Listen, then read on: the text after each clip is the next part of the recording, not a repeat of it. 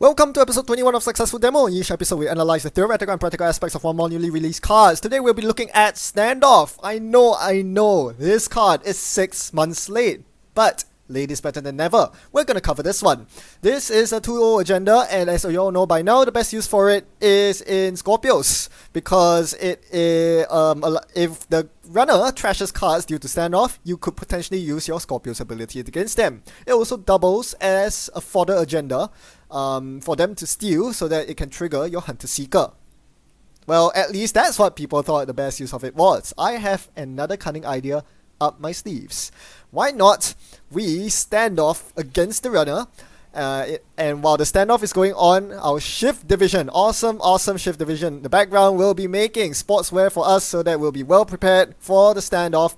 And as a bonus, the standoff will also allow us to gain access to this super secret but very privileged corporate town. And this, my friends, this card is the nuts. It does say a lot about the state of the game right now, when it's easier as the corp to trash the runner's resources using corporate town than it is using tags, because so many runners have ways to deal with tags. But well, that's how it is. We are going to play a bunch of assets with Standoff. Yeah, assets. You know what this means? Yeah, we'll have to play Gagarin for this. I know no one likes it. I don't either. But this is what. Yeah, this is how it is. We don't have much of a choice here because team sponsorship synergizes best with Gagarin, allowing you to recur valuable assets such as Commercial Bankers Group and your Estelle Moon with team sponsorship's ability, and allows you to further hide those corporate towns in your sprawling set of remote servers so that the runner cannot preemptively trash them before you get a chance to trash their resources. Now, the first thing I want to talk about building a Gagarin deck, which I think many people might be unfamiliar with, is the choice of restricted card. As mentioned, we are using Estelle Moon here, but you realistically have quite a few choices, namely the Mumbat Cycle Alliance cards in Mumba Temple and Museum of History. Any of these could be good choices for restricted cards, depending on how you build your Gagarin deck. However, I think that there's one easy choice to eliminate right away when you're trying to choose, and that's none other than the Mumba Temple. Unfortunately, it just isn't as good as the other two, because post-rotation, corps don't really suffer from not having enough money. That is the least of their concerns. The problem with asset spam nowadays, and the reason why it isn't super dominant, is that they can't draw enough assets. That's the biggest problem, and Mumba Temple does nothing to help that. Where with the with the banning of Sensi Actors Union, Friends in High Places, which allows you to replace your assets more quickly, and as well as the rotation of Jackson Howard, very importantly, more than ever, asset spam is limited not by its economy engine, but by its draw. This is why Estelle Moon is such a tempting card to play in asset spam, whether it's HB spam or in this case Gagarin spam. Alternatively, if you want a long-term deck, one that plays infinitely long, you can go with Museum of History instead. But we are not doing that. We are playing 49 card Estelle Moon, and which gives us the draw that we need to draw into more assets, draw into more Estelle Moons, and to really wrap up the game more quickly. Make it both less oppressive for your opponent as well as more efficient on your part, because towards the late game, it can be very difficult to keep the runner out, especially if they have answers to your tour guides. So this is the deck once again. As you notice, this is actually an agenda scoring deck, which means that it's probably suboptimal, but hey, we are here to demonstrate Standoff, right? We want to score these agendas and see how far it can take us. So we are trying to score 7 agenda points here, which is achievable by scoring 3 of the 2 pointers, typically Project Atlas, or the 4-2 agendas with G's Model Bioroids. That you can score 3 of them, giving you 6 points, and the last point can come from a public support. Now, we do have an alternate win con, and this brings us to the alternate card that we are showcasing today for the successful demo, Urban Renewal. Well, let's just say that this is a very specific card that allows you to win if and only if the runner has no meat damage hit and you have a pre-installed G's Model Bioroids and a Show of Force on the table. Not too much to ask for, huh? Well, if you have all these conditions, good for you. You deal 6 meat damage to the runner on your turn and you win. Otherwise, just try to score those agenda points. And some of you might ask, wow, you are playing Urban Renewal in an asset spam deck. How degenerate. How terrible of you. Well, that's what happens when you replace the original core set Scorched Earth with an asset. Of all things, an asset. Well, if you're going to print 5 good assets for every single good upgrade in this game, you bet asset spam will become better. This is just the consequence of the current game design. So we're gonna play some asset spam today. Let's rock.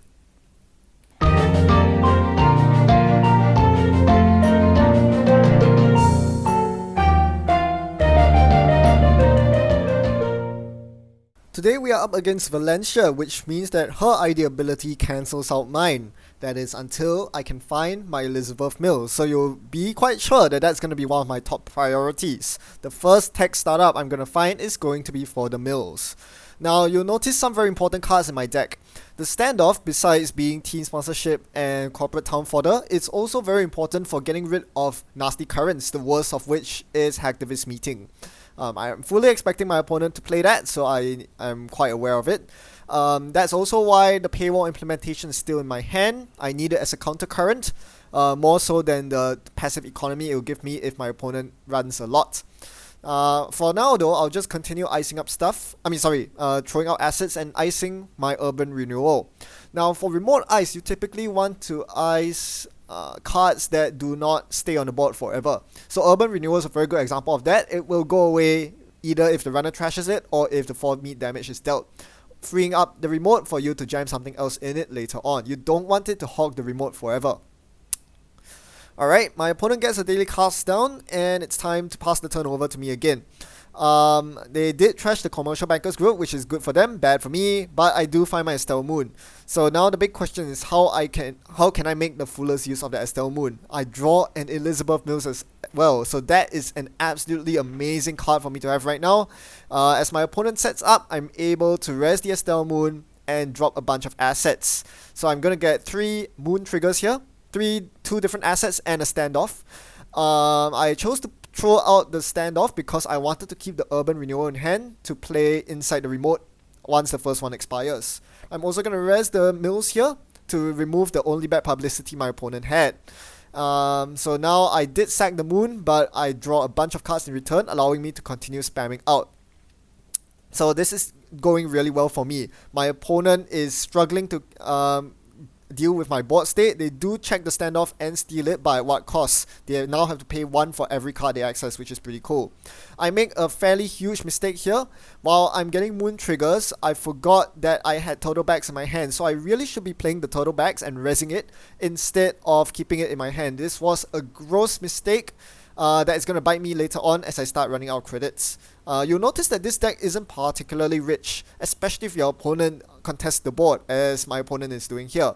The only good news here is that my Estelle Moon is going to be pretty safe for now, as my opponent has no way of contesting it. But after the indexing, I'm a lot less sure, so I popped the Estelle Moon to thwart the indexing, and sure enough, the winning agendas were on top of the deck. The government takeover, the show of force. My opponent indexed them both. Thankfully, they didn't get it. So wow, I dodged a huge bullet right there. That could have been game ending for me. Unfortunately, I lose the Estelle Moon as a result, so I'm gonna have to climb my way back somehow. Now, on the HQ run, I forgot that I actually had 1 power out, so I really should have just 1 powered my government takeover immediately as soon as I drew it. But anyway, now it's safe and sound at the bottom of my deck, having 1 powered it, and now I'm just gonna spam with turtle bags. Unfortunately, again, this turtle bags came 1 turn too late. Had it been out earlier, I would be a lot richer than I am right now. As it is, I'm gonna have a lot of trouble trying to close out this game. So, because I haven't scored any agendas yet, and yeah, my economy isn't looking very good. I haven't had a good moon setup yet. I don't have turtle bags going yet. I don't have commercial bankers groups ticking yet. So all these mean that I'm going to have to try to win this game more quickly, and the best way to do this is to use the urban renewal into show of force combination. You can see that I put the show of force in my scoring remote, and the urban renewal is now ticking down with 2 turns to go.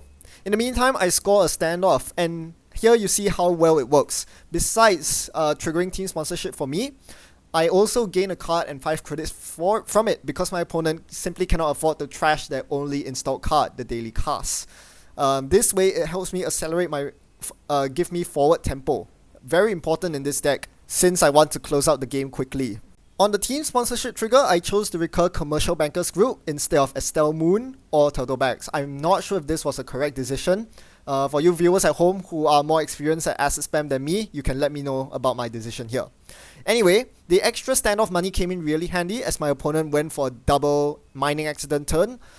So I paid 5 for one and I took a bad publicity for the other, negating my Gagarin ability once more and allowing my opponent to trash Commercial Bankers Group for fairly cheap. Not too happy about the mining accidents. Those really screw up with your plans if you don't have enough money. And again, this is why having the early total backs was so important. And now that my opponent has trashed all my economy, I'm in kind of a rat here. I'm trying to make this tech startup do something good. So I'm going to pick G's Motor Bioroids here. Because with T-1 to go on my Urban Renewal, I need the G's Motor Bioroids to be up and running in order for me to get the Urban Renewal into Show of Force kill. My opponent, knowing that the Urban Renewal is about to tick off, can either go trash the Renewal or draw up to protect it. It seems like they're going for the Hail Mary indexing, which is really good for me. I know that I've buried my only big agenda in the government takeover at the bottom, so they cannot possibly win off this indexing. They do manage to steal my corporate sales team, but so what? It's time to execute the runner. Omae wa mou shindeiru. Nani?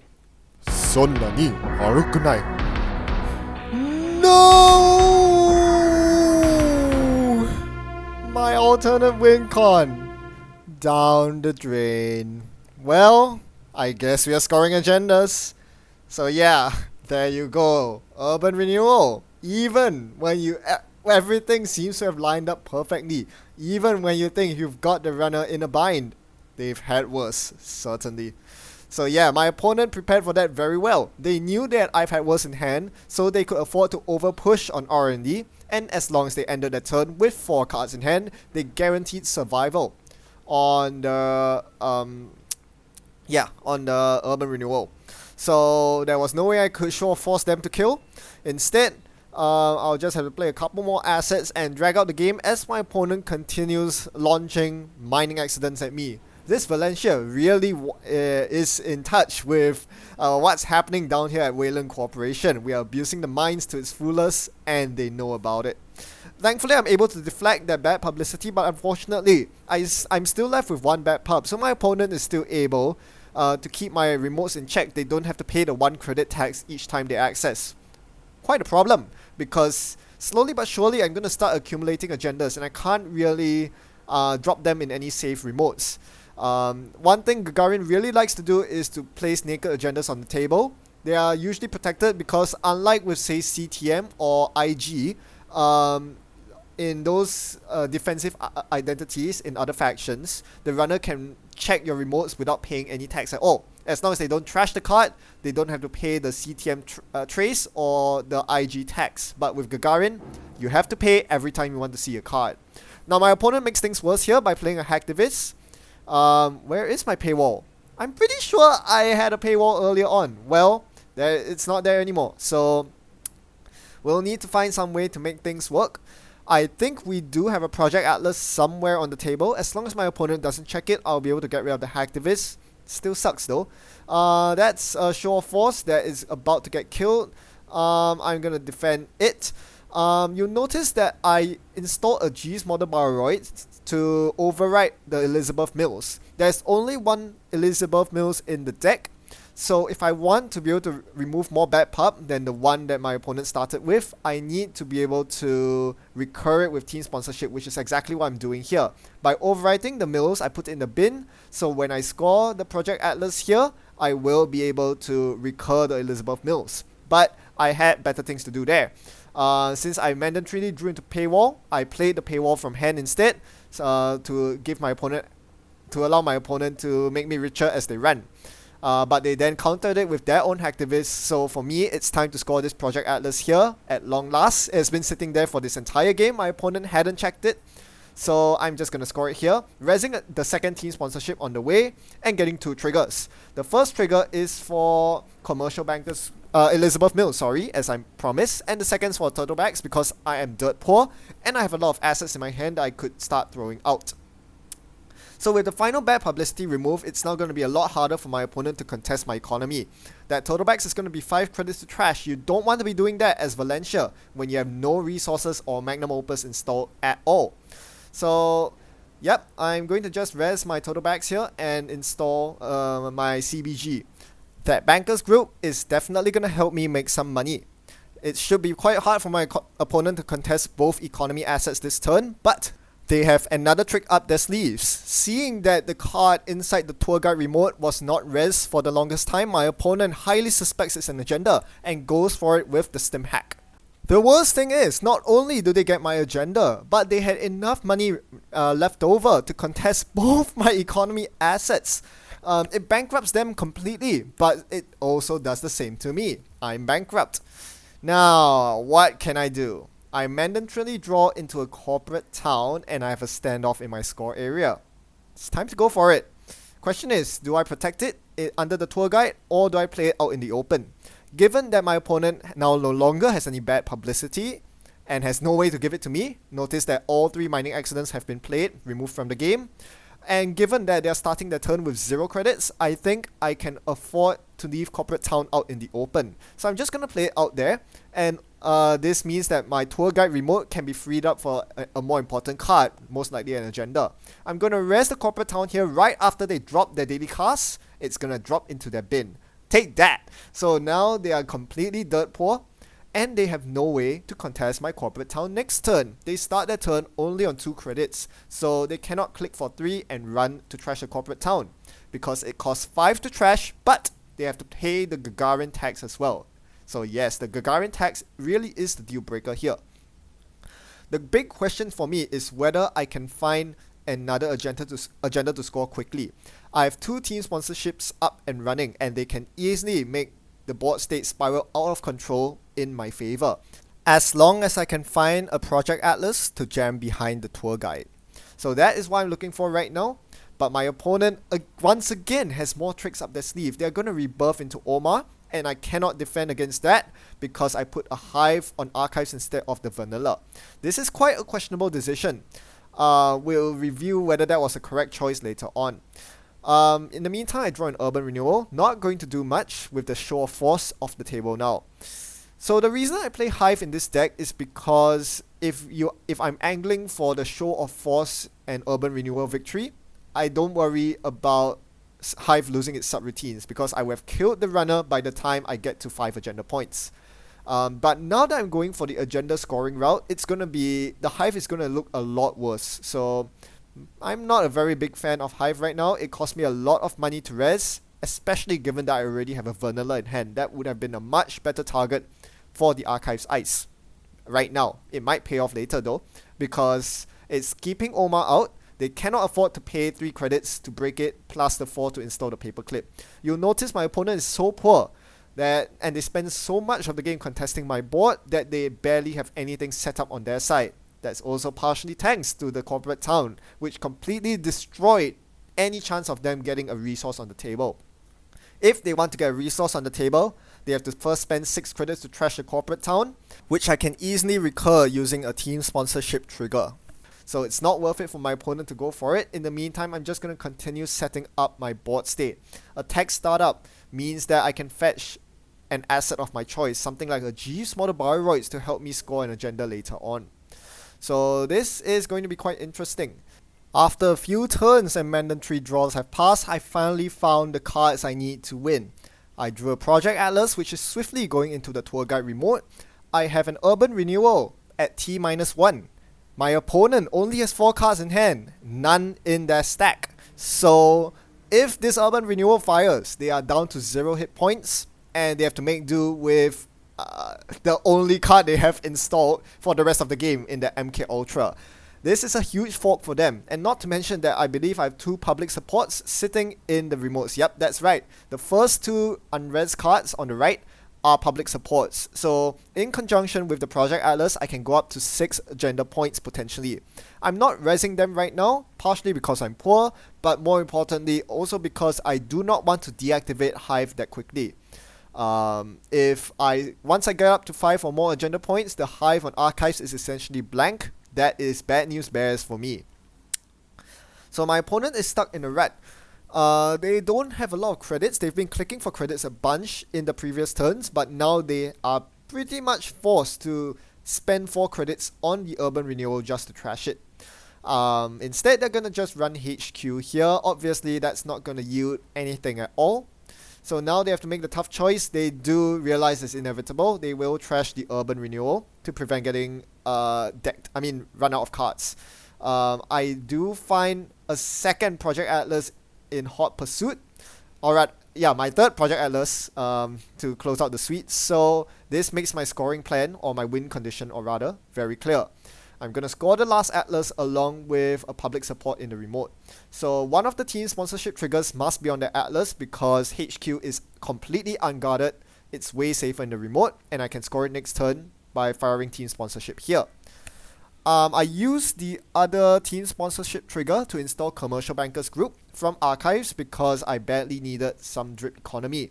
As it stands, I only have 3 credits, enough to score the Atlas, not enough to res any public supports. So this was my game plan here. And my opponent now is stuck between a rock and a hard place. R&D is all but inaccessible, as with the tour guide remote, unless they stim hack into it, and if they do, they are gonna drop to 2 cards in hand due to the brain damage, and they also won't win because that only brings them up to 6 agenda points. It is quite deceptive. They have stolen a lot of agendas, but half of them are standoffs, so they are only on 4 agenda points. Now I'm going to score the Project Atlas here, spending my last credit. Unfortunately, my opponent did trash my CBG, which means that I don't have any spare money remaining. So here I'm just going to recur an urban renewal into the tour guide as well as a CBG outside. So now I'm on 6 points, my opponent's 4. That's the good news. The bad news is archives is completely open. With a simple Omar run, my opponent hits R&D, which is now only down to 11 cards. Given that I've shuffled my deck so many times with Tech Startup, it's then no surprise that the government takeover that was once at the bottom is now on the top for my opponent to instantly win the game. That's a sucky way to lose, but to be fair, I had it coming my way. I was playing suboptimally at many junctures throughout this entire game, and I only have myself to blame. I've always said that I never liked acid spam, and as a result, I don't have enough practice with the deck to be any good at it. If any of y'all out there watching this have experience with acid spam, I'm sure you will have been yelling at your screens throughout this entire video for one or more of the reasons I've listed on this slide right here, or perhaps for another reason that I haven't even identified. If I've made any misplays, or if there's anything I could have done better during the video, do let me know. It's always good to learn from your mistakes. But yeah, other than that, yeah, I guess this game wasn't so much a showcase of how good or bad Gagarin is. You know, I don't really want to find out. What I really was interested in finding out was how good or bad Standoff is. And this game, it really shone through. It triggered team sponsorship, and while the numerous team sponsorship triggers didn't do much in the sense that recurring Commercial Bankers Group wasn't useful because my opponent always trashed them immediately, it slowed down my opponent, right? It forced them to lose a click and 2 credits to trash the bankers, and maybe 1 extra to pay for the Gagarin tax. It's worth it. In the meantime, I'm gaining credits and cards because of Standoff's ability. My opponent never could afford to trash their own cards to deny me the Standoff trigger. And in that one instance that I scored it, it allowed me to get past the 5 credit threshold, allowing me to take the 5 credit option during the mining accident. That was very important. You can be sure that if my opponent had one bad publicity for the mid to end game, they would have easily won the game. That 1 credit, that 1 bad publicity adds up so much over time. Typically in this Gagarin versus Valencia matchup, it often comes down to whether you can outpace their bad publicity. This game I managed to, so I was favoured for most of the game. Again, due to my suboptimal play, that was the thing that resulted in me losing. Not so much the fact that Valencia started with 1 bad pub, because this deck has the means to fight bad publicity. Finally, Standoff provided excellent corporate town fodder as a 0-point agenda that does nothing in your score area. It is perfect for the corporate town that completely utterly shuts down resource-based decks such as Valencia. They had no answer to Corporate Town, and even though it only destroyed a single daily cast, the most important thing it did was that it prevented my opponent from installing any further resources, knowing that by the end of their turn, those resources will go in their bin. So Standoff is amazing for so many reasons, and it goes to show you how re-evaluating a card you might be able to find some niche uses for it that you might have been blind to at first. I'm sure, as with most of you, or rather for most of you, you would have thought of Standoff as a card that is mostly only played in Scorpios due to the synergy with Scorpios and Hunter Seeker. But here I'm showing you a different use case for Standoff, a completely different use case that is just as good, if not even better, than the original. And that's what Netrunner is all about, right? Finding interesting combinations that surprise you with the efficacy. In this case, it's pretty good, I must say, in an acid spam deck. Yeah, for all that as much as I exalt acid spam, it was good to see acid spam taken down by Valencia this game. They deserve it for being degenerate, nasty decks that no one should ever play. I deserve the loss, fair and square. Thanks for watching and happy net running. I'll see you next time. Goodbye.